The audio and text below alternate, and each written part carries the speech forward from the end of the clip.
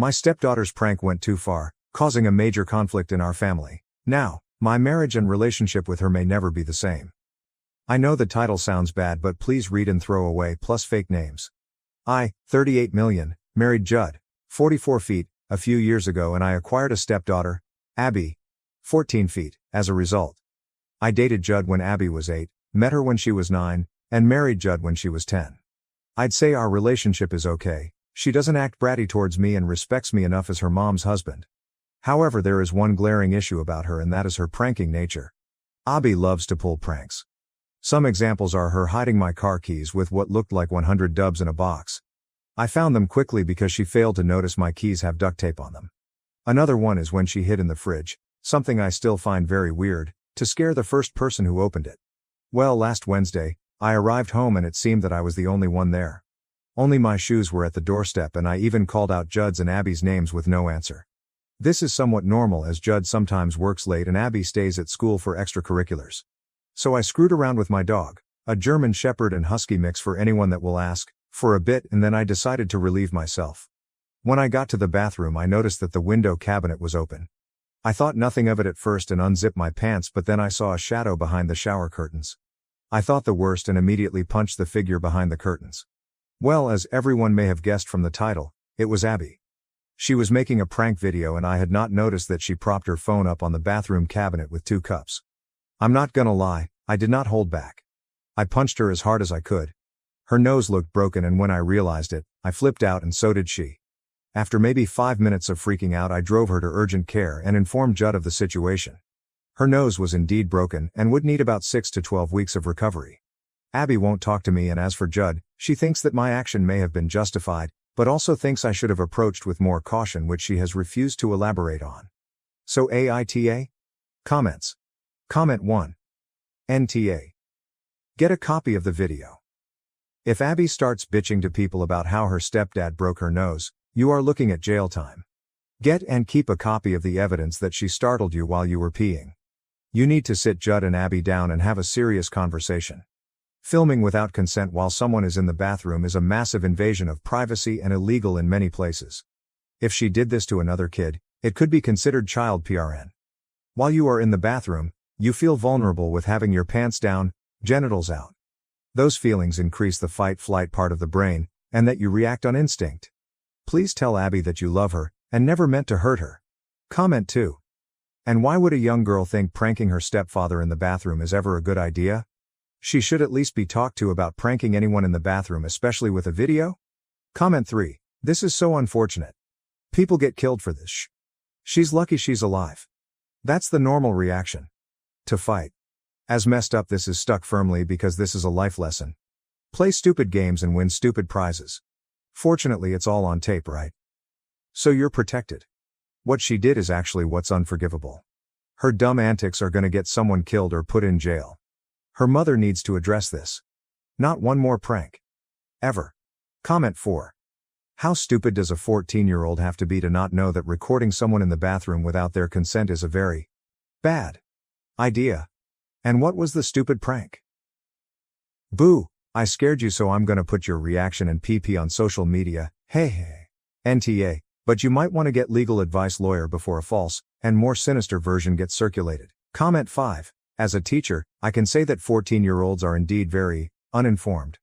Had a 14-year-old once who took 30 minutes to go to the bathroom. When he finally came back, because he was a kid who didn't usually cause trouble, and I was worried, I privately asked, "What the heck took so long?" His response? "I was waiting for people to leave the bathroom." I still didn't get it, so he elaborated. If you use a stall, you're probably trying to shit or do something that you need privacy for, and other people will see your feet under the stall and try to film you by putting their phones over the walls of the stall. I started requiring that students trade their phones for the hall pass after that. Also told the administration, but they didn't do anything. Point is, yes, teenagers are that uninformed that behavior like this doesn't click as being problematic. Update. 12 days later. Well, this blew up big time. Let's address a few things.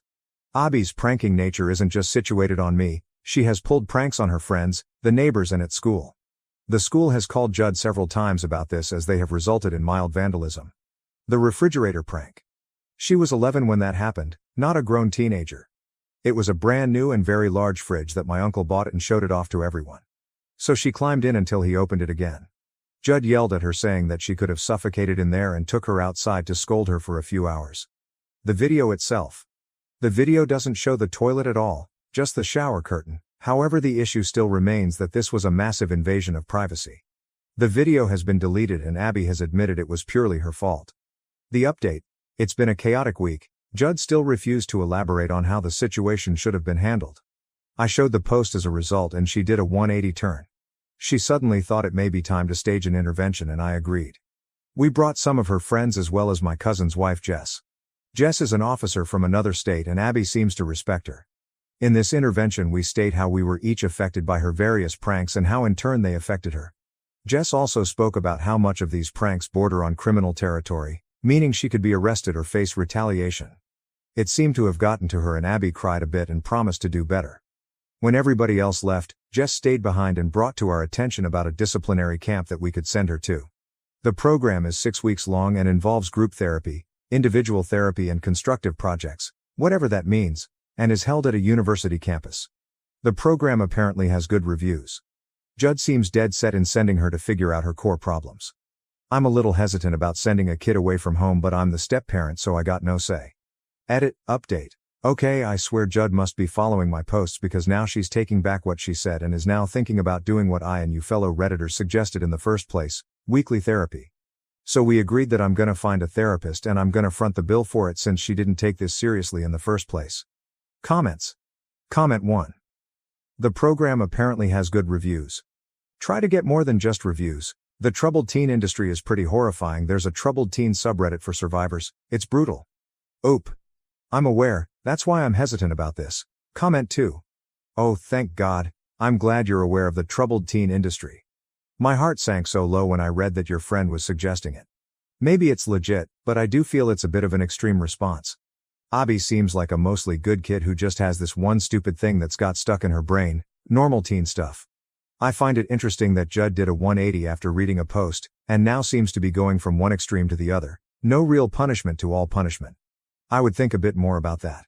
I realize you're a step-parent and likely have no say in how Abby is parented, but I find it very concerning that your wife seems to be so easily influenced by outsiders.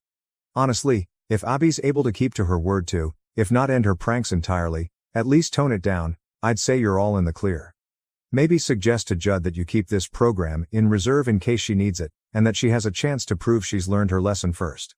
Comment 3. Sent away seems extreme. Have you looked into this program? Is it held at a religious college? She might just end up abused at some of these types of teen rehabilitation camps and also just exposed to kids that are worse.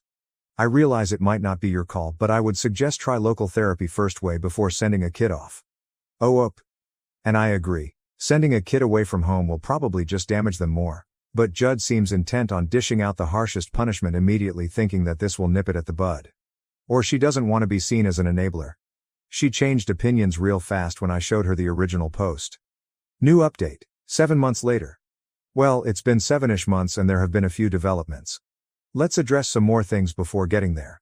Up until recently I have been still getting DMs asking why is this brat still in my house, why am I friends with Jess, and why did I name my wife Judd in my posts. I was drinking when I made my first post. I saved a draft and went back to it after a few hours of sobering up, fixing a bunch of grammatical mistakes but clearing some got overlooked and it just stuck. I was planning on calling her Judy. Jess and I are not friends. She is married to my cousin who I do have a good relationship with, as well as their 2 daughters and Jess's daughter. Jess has a serious problem with boundaries. As for why Abba was still living with me, you have to understand, I, her stepfather, broke Abby's, my stepdaughter's, nose. If word got out it would look really bad, I would be seen as an abuser and may have even been arrested. Several comments have pointed out how I should have saved that video for my own safety. I was pretty much going insane at that point and my wife thought nothing of it, thinking I should have just let this go until I showed her my original post. To be honest, I wanted to keep the intervention that we had smaller that didn't involve her friends because I felt they did not need to know about it. I just wanted her grandparents and Jess to show up, but I was convinced otherwise. Update. We decided that we would send Abby to weekly therapy. We were under the agreement that I would find and pay for it, and if it worked my wife would pay me back. It did work. Abby improved by a lot. She has realized how much damage she has done and is working to improve things. She has even begun to do volunteer work as well, which I didn't think she would do. She has apologized profusely, realizing how disgusting her prank was. She has also deleted her TikTok account, claiming that's where she got all the ideas from. We decided we would get her a new smartphone for her birthday 3 months ago for the improvement she's shown. We took away all smart devices as punishment. I don't think I mentioned that before. As for me and my wife, I gave her an ultimatum. Since therapy worked for Abby, it would be time we go to couples therapy or else we separate. We were having problems before this whole incident showed up, and now it kinda has to be forced. Past 2 years we've been living more like roommates, and her enabling behavior is finally causing things to fall apart. She reluctantly agreed. It ended up being short-lived. She spoke during our sessions how I take things out of proportion and I went too far posting the incident online. She revealed that she was indeed following my posts, and that's why she changed her mind about the camp. Our therapist then asked us both if we loved each other at all. I was honest and said yes, but it's becoming difficult. My wife on the other hand said she was in love with the idea of me. I needed a minute if I heard that right, and she went on how I was apparently a catch. I was younger than her, had a stable job and owned a house, and she thought my loyalty was a bonus. I don't why, but I asked her if she cheated on me and she said no. But it doesn't matter, she just revealed that she settled for me. I filed for divorce 2 months ago. We had a prenup, so things are going smoothly other than her erroneously claiming some jewelry is hers, but my lawyer seems to think that it should be finalized within 1 to 2 months. So my Sibex has moved out along with Abby. My dog misses them, she just sits by the door waiting for hours for them to come back. Stibex is not happy about how things have progressed. She has been calling me a spineless bastard who couldn't just tolerate how things are, and has been saying to everyone who will listen. But behind closed doors she's been blaming Abby for her divorce, claiming it was her behavior that caused it. I know this because she has called me and texted me semi-regularly. Abby is living with her grandparents because apparently her mother can't deal with her right now. I actually liked my in-laws. They were real good people and they apologized for their daughter's actions and even offered to reimburse me for Abby therapy sessions. They told me that they were going to take care of Abby because it seems her mother has finally lost it. I spoke with Abby and assured her that this wasn't her fault. Chances are we were going to divorce regardless. She then told me that she didn't want me to leave and that I was the closest thing to father she ever had. This surprised me. I never really saw myself as a parental figure for Abby. I only really did the minimal. Outside of that, I just paid for school events, supplies, and would carve out some time for her, but I did leave it up to her if she wanted to spend time with me. I told her that maybe when she turns 18 we can pick up where we left off, but until then I don't think we can see each other. Her mother would definitely try to keep her away from me, and to be honest I need some time away from Abby as well. Things are so quiet at home that it's relaxing. So there you go, I don't even care if my Cbex finds this post. TLDR. Sent Abby to therapy, it worked, but now me and her mother are divorcing and things are just falling apart. Comments. Comment 1. I figured this was where this was headed. Good for you, you deserve better OP, and congrats on being smart enough to get a prenup. OP. You know, when I brought up the prenup she was hesitant and took about 4 months to get her to sign it. Guess that alone should have screamed problems. Comment 2. So your ex-wife didn't get the idea that if she loved you and invested in being more than a roommate, you two would still be married? Like, what's the deal here? To your ex, not you. Advice. Get your dog another dog to be busy. He will forget them at some point. Might also search for a dog daycare somewhere so he can meet other pet friends. OP. Honesty. I think she is just incapable of forming a relationship beyond a superficial one at this point. As for my dog, I did hire a dog walker for her during the day after they moved out.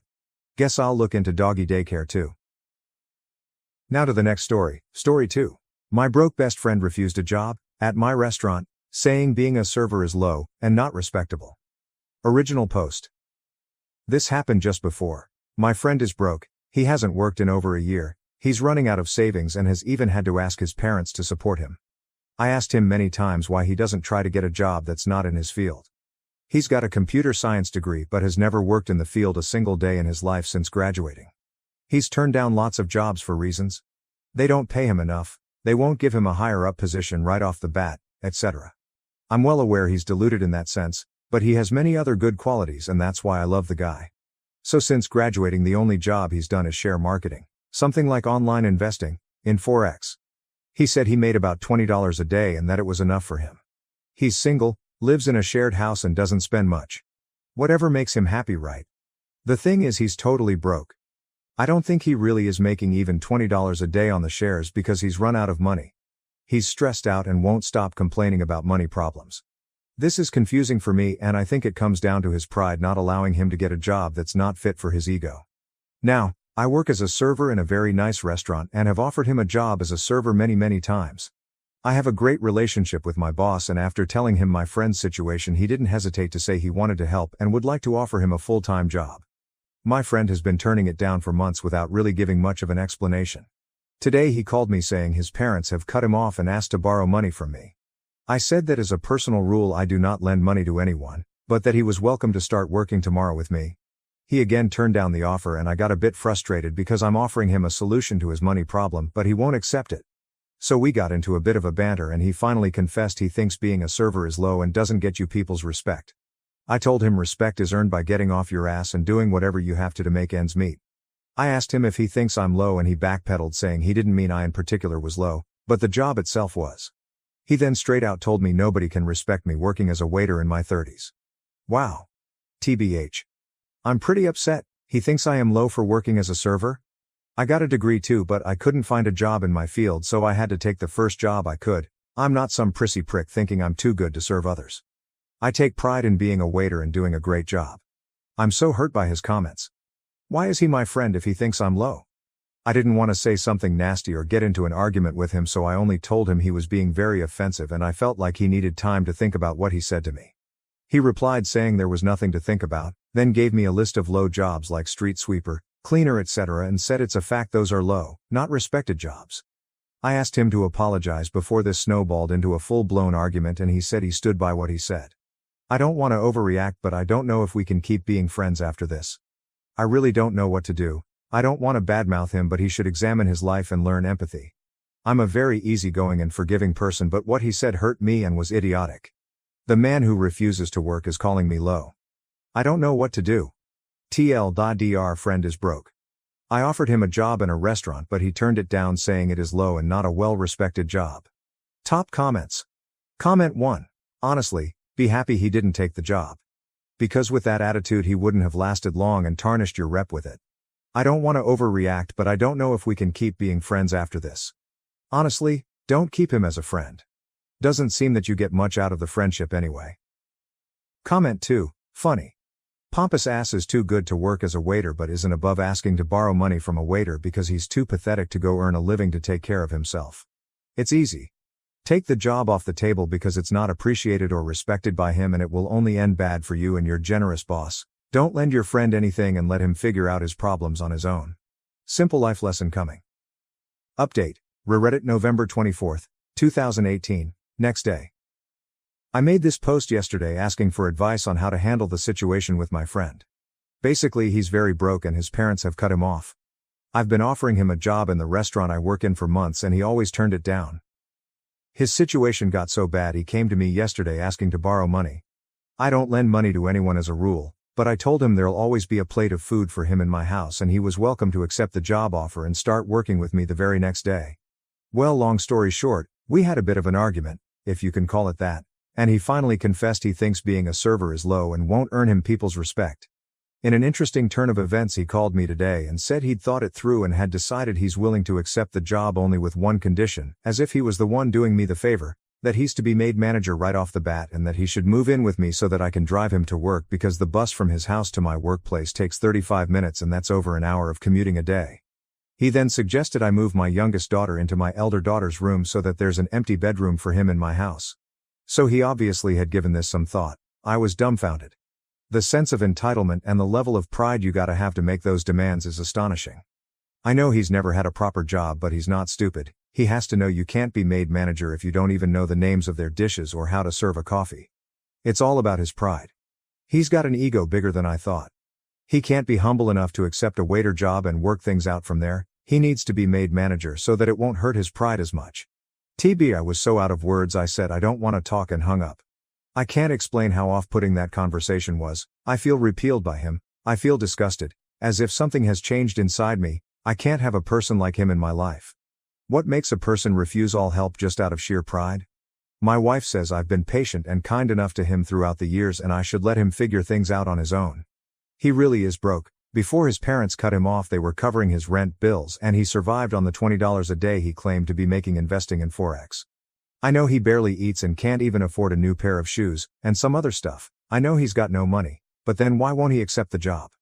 He's not shy, has no mental health issues, and has no problem dealing with people. He's refused many other jobs in the past. Even jobs related to his degree, computer science. He's got the wrong idea that he should be given higher up positions right from the start because he's him, and that's what he deserves. That's the reason he hasn't worked a single day since graduating like a decade ago. Anyway, I've gone to do some deep thinking and reevaluate this friendship because I don't like the person he's becoming. His dad is a bus driver and his mother a retired teacher. They are lovely, humble, down-to-earth people. I think they've done the right thing cutting him off.